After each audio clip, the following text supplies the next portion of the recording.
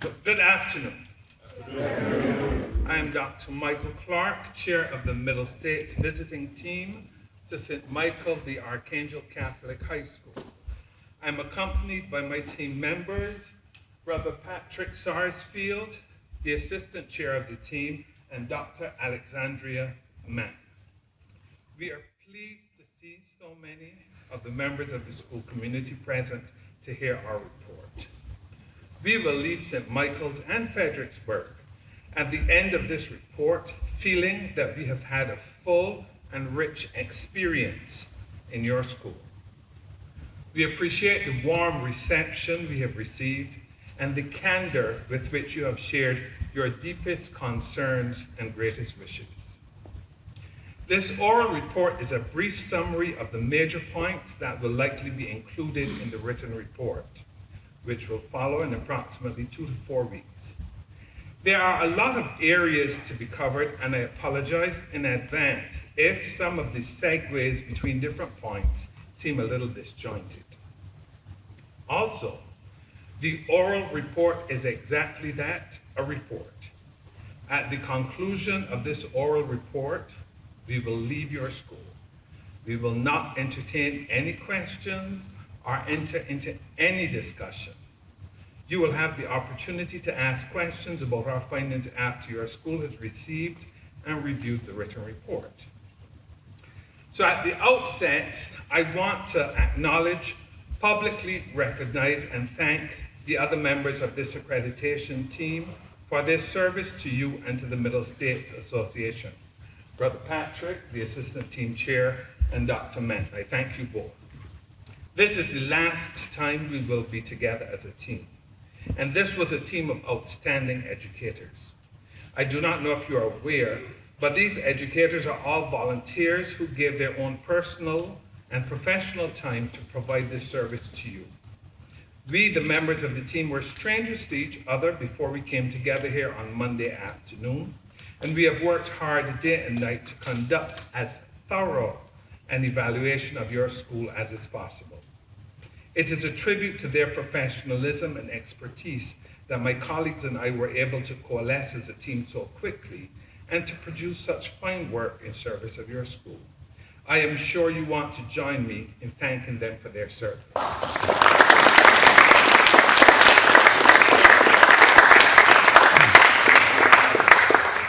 So it is important that you know that accreditation is a voluntary activity. We are here because you invited us. You asked us to study the work that you were doing and your plans for the future. Therefore, we came here with several purposes. First, we are charged with ensuring that the St. Michael the Archangel Catholic High School meets the Middle States standards for accreditation. In addition to meeting the standards, the protocol that you chose, Designing Our Future, requires that you have a system of continuous planning for school improvement. It also requires that you develop goals for improving areas of student performance and that you create plans to achieve those goals. In addition, your school was asked to develop one or more organizational capacity objectives. The expectation is that after the team leaves, you will faithfully implement your improvement plan over the next 7 years and make a good faith effort to achieve the goals you set. We came as your critical friends. What I mean by this is that we came to look and listen with discerning eyes and ears as professional friends and colleagues. What we have to say to you is offered in the spirit of our desire to leave you in a better position to achieve your goals than before we arrived. In our reports, we will use the words Catholic with an uppercase C, meaning pertaining to the Catholic Church of Rome, and Catholic with a lowercase c, meaning universal. There's an important distinction. We asked nearly all of the groups with whom we met to identify what they see as the primary strengths of your school. The responses can be summarized by the phrases Catholic, uppercase C family, and Catholic, lowercase c, family. One of the students we interviewed said she was attracted to the school because a former principal, when asked about her choices of getting into college, responded by saying, "My second goal is to get you into college, but my first goal is to get you into heaven." This speaks eloquently to the spirit of the Catholic, uppercase C, family that we found. We were also privileged to participate in Mass on Tuesday. All students were engaged in the Eucharist, including students who did not identify as Catholic, uppercase C. I have to note one of the seniors, Eddie, who took a leadership role in the Mass, in the setup for Mass, and then in the Mass itself as a lector. My understanding is that he is not Catholic, uppercase C, yet. This broad participation spoke to the Catholic, uppercase C and lowercase c, nature of the Eucharist. It was inclusive. A sentiment that was expressed by many students was that this school felt like a family. This was expressed by students of all ethnicities and religious persuasions. Students who identified as Baptist, Protestant, Christian, Catholic, uppercase C, and unaffiliated or discerning. This speaks to the spirit of the universal Catholic, lowercase c, family that we found.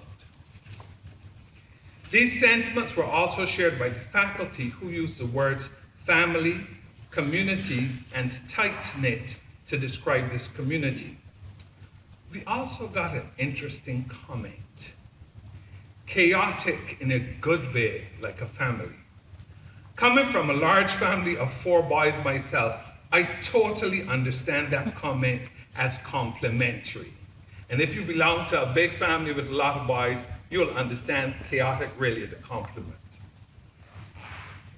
Many schools talk about being a community of learners, but the St. Michael the Archangel High School is an example of such a community. In the classrooms, there is academic learning, learning about religion, learning about technology. In the gym, there was learning about athletics, competition, and sportsmanship. We observed learning about worship and performance etiquette, and learning about the elements of worship taking place in the Mass. There was learning at the high school level and learning at the college level through dual enrollment. In talking to the faculty, we noted that many of them were engaged in continuing education and the acquisition of advanced certifications, degrees, and other qualifications. Here again was learning at another level. In our discussions with the principal, we learned that the staff is reading and studying Michael Linson's The Smart Classroom Management Way as a centerpiece to their professional development. All of this speaks to a true community of learners. A 360-degree scan of this community reveals learners at multiple levels, learners of academics, religion, technology, professional skills, and life skills. St. Michael's is to be commended as a genuine community of learners. From the moment we entered the school, we saw and heard that it was a unique place. It is a very small school, but it is one that is vibrant with activity. We have noted the level of student, staff, and community participation in the life of this school. We are impressed by the degree to which your students are involved in many of their classes. I am sure that is in no small part because they see the direct application of the education they receive here. In the restaurant business, there is a concept of farm to table. I found a comparable situation here, one that is classroom to life. I stepped into a Spanish classroom and found students practicing saying what foods they liked and practicing purchasing food in Spanish.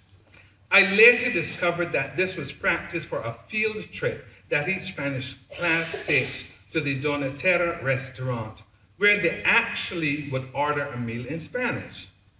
This certainly was a concrete example of classroom to life. As the school community continues to work on classroom management and student engagement, I must recommend this example, which can be found right in your building.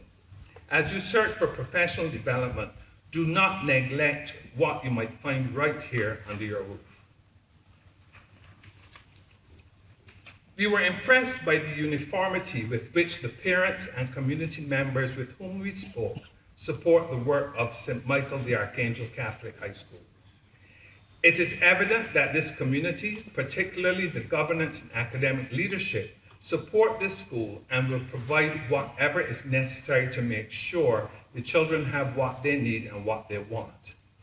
I heard from the principal that she would absolutely pull out the stage and set it up if students wanted to put on a play. What was evident is a sentiment that whatever the kids need in the pursuit of academic excellence, if there was a way to achieve it, the school would find a way to provide it. This degree of support can be further seen in the fact that there's a student taking an online class in creative writing because that student wanted to improve their knowledge, skills, and GPA. It can be seen in the school providing the opportunity for students to participate in dual enrollment. It can also be seen in the continuing support provided based on the grade book monitoring and concomitant communications between administrators, students, parents, and teachers. There's additional evidence of the after-school study hall in which all the teachers participate. On a parallel note, we were somewhat puzzled by the evident commitment of the faculty and staff, despite the fact that many of them took significant pay cuts in coming to St. Michael's, yet we heard no complaints on that front. So we questioned them on the matter. We heard that they were understanding of the school's financial position, and there were other benefits, including but not limited to shorter commutes, smaller classes, and greater job satisfaction that came with working at St. Michael's. We also questioned the governance and leadership teams, who indicated that they too were concerned about the lack of competitiveness in compensation, especially since they wanted to attract and retain very high quality faculty. They indicated that they had created conservative and sustainable plans that would deliver competitive compensation packages within the next 7 years. This would be funded by the St. Michael Foundation Scholarship Program. The St. Michael Foundation Scholarship Program would raise funds that would be used to fund scholarships for St. Michael's students and lighten the burden for many St. Michael's families, while filling the budget gap caused by the current aid package in order to cover better staff and faculty compensation packages. This is something for the faculty, staff, students, and families to look forward to and to support, as it would provide tangible benefits to faculty, staff, students, and their families. We heard from your students that the strength of your school is the level of caring and concern the teachers have for their students. Your students told us that they enjoy the academic rigor they find in their classes. I will paraphrase what one 10th grader shared. He shared that history may not have been the best, but there were some interesting assignments. The one that was most interesting related to the Punic Wars. He said the tests were a challenge, and he actually had to study. Imagine that. For those who did not know or may have forgotten like me, the Punic Wars were the wars between Rome and Carthage, 264 to 146 BC. I was impressed that he remembered this, as I don't think it came from a current class. This speaks to learning that stays with the student, meaningful learning. The students all told us that their teachers were always willing to go the extra mile with them and that their teachers were always available to them. This was a recurring theme. Some of these students come from private schools, and some come from public schools. The worlds of private education and public education are very different. Parents accustomed to the world of private education are familiar with the available options and the fact that each option comes at a cost. Parents from public schools encounter culture shock and sticker shock. The transfer parent we spoke to shared that culture shock and sticker shock were quickly replaced by an understanding of how costs are distributed. This speaks to effective communication on the part of the school. Parents spoke with great emotion on how St. Michael's did not require their children to fit in, but allowed them to grow, shine, and become the best versions of themselves. Parents also spoke on how homework assignments became family discussions, how their students were being prepared for the real world, and how they felt that this was authentic learning, not learning for assessments, but learning for real life. Like the Spanish class food purchasing exercise. One of the parents shared Donna's story. This is a story I have to repeat. Donna is a parent who remains so grateful for what St. Michael's did for her son that many years after his graduation, she continued to volunteer at bingo so that those resources would be available to support other families as her family was supported. I am sure there are other Donnas. It is their stories that need to be told, and it is their stories that will galvanize the fundraising needed for your capital campaign. When we came to your school, we assumed that you not only wanted to hear from us about the strengths of your school, but also about the areas in need of improvement. Therefore, we also asked most of the groups with which we met to identify the challenges the school faces in achieving its mission. We asked them what is the one thing they would change. Most of these areas and challenges will not come as surprises to you. We heard from nearly every stakeholder group that they view your school building as a major challenge. While the building is adequate for your current educational programs, it really is a sports complex that has been pressed into service at the school. The design does not make it ideal for the purpose. We applaud the board, however, for the steps they have taken and are taking to ensure the expansion and creation of a complex fit for purpose. Having the land and know the plans for the future expansion speaks to the commitment of the governance and leadership teams. However, I must add an interesting coda to this discussion. There was one dissenting voice. There was a student who identified the sound of basketballs in the gym during academic classes as a St. Michael's thing. The scuff marks on the floors and the basketball floors and markings in the academic classrooms as a St. Michael's thing, and she did not want to see that change. We found that a valid and interesting perspective. The team is unanimous in commending the school for making the best use of the current facilities. One thing we observed is that the school is extremely clean and well maintained.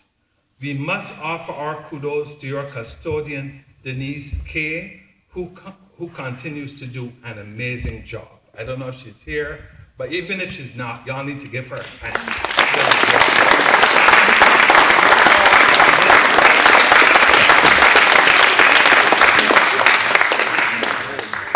Student retention has many meanings. Today we'll talk about student retention as it relates to keeping students engaged and participating in school. There is a movement in secondary education on student retention that is focused on choice and voice. The belief is that when students are given choice and voice in their curriculum, it enhances student engagement, participation, and retention. Giving voice and choice to students promotes student retention. The team was impressed and wants to publicly commend the administration for their use of polling tools to identify student academic and athletic interests before the start of each year, and the fact that they then do their best to craft curricula and academic programs for the upcoming year based on those interests. This is the epitome of the choice and voice approach. And again, we want to commend the administration for their work in this area. The last issue we wish to present to you in this brief report is not necessarily an area for improvement, but instead is a caution we wish to offer. Our report is full of compliments, and we were truly impressed by what we saw. However, the caution we offer is not to let your satisfaction with the achievement of the institution erode into complacency. Permit me a moment to reflect on the scriptural themes from the last few Sundays. It is a Catholic school, so I'm allowed to do that. On October the 12th, the 28th Sunday in Ordinary Time, we read about the healing of Naaman the leper through Elisha the prophet. That Sunday, we also read about the healing of the 10 lepers. And for those of you who are familiar with that story, recall that famous line, 10 were cleansed, were they not? Where are the other 9? Do not forget to be grateful and to give thanks for what you have and for what you have accomplished. Always remember to return and give thanks. The following Sunday, we read how Aaron and Hur stood on either side of Moses and supported his hands, so Joshua got the better of Amalek on the battlefield. This is a story for warriors. Thought it very appropriate for this school. For those who don't know the story, Joshua was fighting a battle and Moses was up on the mountain, and once he kept his hands raised, Joshua got the better of the battle. When his hands fell, Joshua got beat up. So Aaron and Hur stood on either side of Moses to help keep his hands up. The moral of that story: success requires persistence. In this case, success required the persistence of Moses' outstretched hands. But the outstretched hands required support of his community. That Sunday, we also heard the parable of the persistent widow. And for those of you who don't know, that's a story of a widow who kept going to a judge every single day until he caved in. Do not forget to be diligent in prayer and persistent in effort. Joshua won the battle and the widow got a just decision. Both were successful because of their or someone else's persistence. And 2 Sundays ago, we heard the parable of the Pharisee and the tax collector, followed by the admonishment, for whoever exalts himself will be humbled, and the one who humbles himself will be exalted. For those of you who don't know, that's a story of a Pharisee and a tax collector going up to the temple to pray, and the Pharisee saying, "Lord, I thank you that I'm not as other men are," and the tax collector saying, "Lord, be merciful to me, a sinner." And Jesus said, "It is the latter one who went home justified." The recommendation from my final reflection is this: in all things, be humble. Now, let me move on to the accreditation recommendation we will make to the Commission on Secondary Schools. As I stated earlier, part of the decision regarding whether to recommend the accreditation of St. Michael the Archangel Catholic High School is based on whether you met the 5 standards for accreditation. These standards address every aspect of the programs, services, and resources you provide for your student. They also address the school's capacity to provide an appropriate education based on the standards and expectations of your community. We conclude that St. Michael the Archangel Catholic High School meets all 5 of the standards for accreditation. That probably deserves some.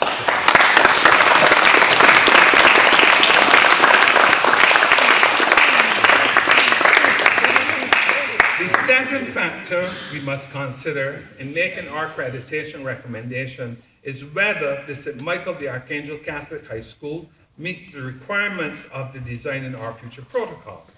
These requirements are summarized in the following commitments you must make to be accredited. You must commit to plan strategically with a specific emphasis on improving student performance in the areas you identify to be priorities for your students. You must commit yourselves to establishing a culture of being accountable for your students' performance. You must be committed to involving a broad spectrum of your school's stakeholders in defining a mission for your school, in developing the means to get closer to that vision, and in designing and implementing action plans to achieve that vision. This is not to be an exercise for the education professionals only. It is expected that this will be a strategic plan owned by the entire school community, for which the entire community will be held accountable. With regard to these requirements, we found that St. Michael the Archangel Catholic High School has a school improvement plan focused on improving student performance and action plans to achieve the objectives. We also found almost universal agreement regarding the areas of student performance on which your objectives focus. Ladies and gentlemen, these are some of the major themes and findings that will be included in our written report.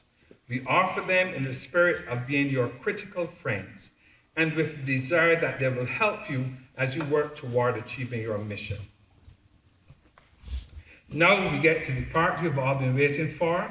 The team will recommend to the Middle States Commission on Secondary Schools that the St. Michael the Archangel Catholic High School of Fredericksburg, Virginia be re-accredited for 7 years.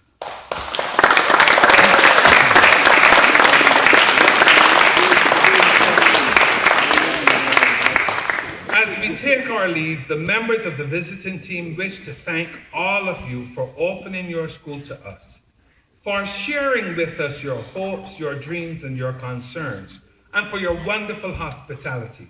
Our experience here has been a rich and rewarding one. Many thanks especially go to Emily Baker, Tina Brugman, do I see Tina? Yes, I turn it back. Anne Brown, Hugh Brown, and Randall Finley, your internal coordinators, for their hard work in preparing your school for our visit, for organizing our visit, and for being so accommodating and responsive to our requests and needs. As we prepare to leave you, we also prepare to celebrate the dedication of the Lateran Basilica this weekend. The Lateran Basilica is the mother church of the Catholic faith.